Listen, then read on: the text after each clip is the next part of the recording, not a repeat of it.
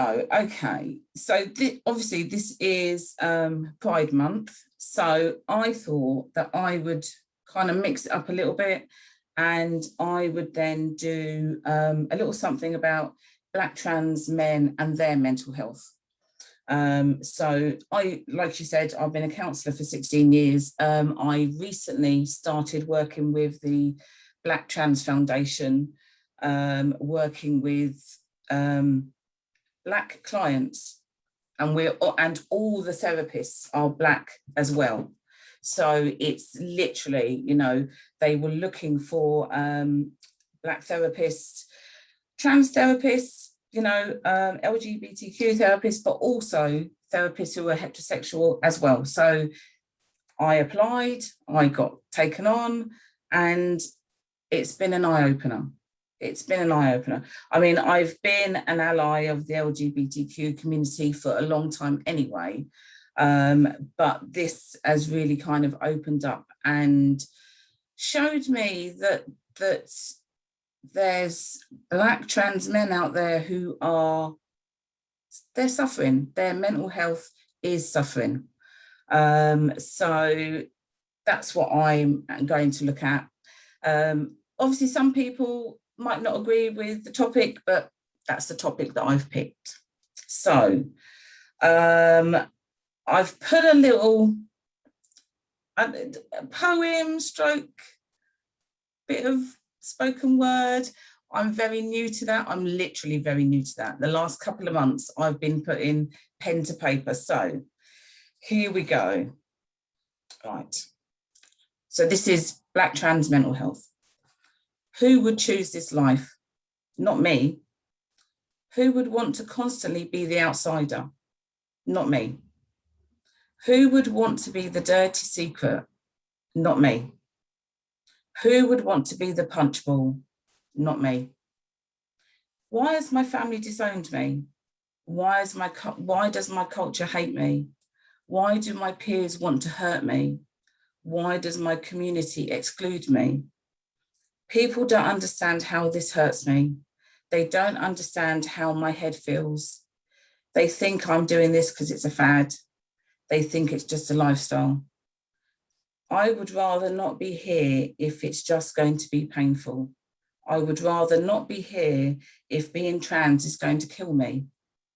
When will they see that this is not a choice, it is part of me? So there's lots of people out there in the community who are struggling with their choices, but also the people around them and how they view them. There's a lot of discrimination out there for Black trans men, even in their daily lives. So just everyday things that we might go and do, like going to work, things like that, can be dangerous for them. It can be very, it just feeds into how they're feeling and their mental health. 2 in 5 trans men, which is 41%, experience a hate crime or an incident because of their gender identity. So with regards to work, 1 in 8 trans employees have been either physically attacked by a colleague or even a customer in the past year.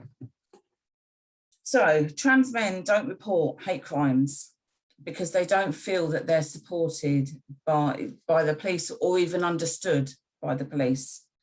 Some have experienced discrimination even when they have reported it, and the discrimination then comes afterwards. Media. So the media, when they do write about trans people being affected by violence, the depressing truth is that the coverage and how they word it and the information they put in there can be harmful and offensive. And this also adds on to media coverage around Black, Asian, other people from ethnic minority groups who are trans who have been murdered. There's very little information out there. You know, there was a trans woman murdered last month in London. Didn't see any coverage, didn't see anything like that. Maybe because it's London and lots of things happen all the time, but the coverage is not there. People don't get to hear about what is going on within that community. I've got a piece here about somebody, his name is Angus, trans man, he's 24, black trans man from Scotland, and he reported that he was raped. So within the time that he was with the police, they kept referring to Angus as she and female, and using his birth name stroke dead name, because they call it their dead name. The doctor that they brought in to examine Angus continually called Angus female. So how can people go and report things if they are going to be misgendered, they're not going to be supported properly, they are not going to be called by their name? It's very difficult for them to do that, and that all feeds into their mental health. We have 14 countries in the world that any part of being within the LGBT community is illegal.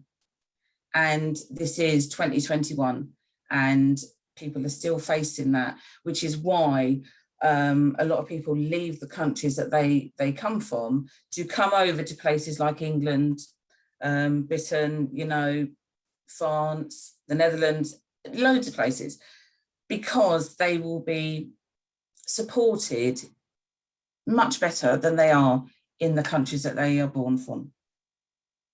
So finally, all I just want to say is that within the LGBT community, trans black men, non-binary black men, gay black men, whatever category they come under, their mental health is real. That's me. Yo, that was amazing. Thank you so much. Do you know what? Like, what I like is that you're touching on subjects that are seen as like taboo in England so much. Yeah. You know, again, subjects that aren't even spoken about as widely as it should be. So again, like, thank you so much for bringing that insight and that knowledge, because I didn't even know most of the stuff you were talking about.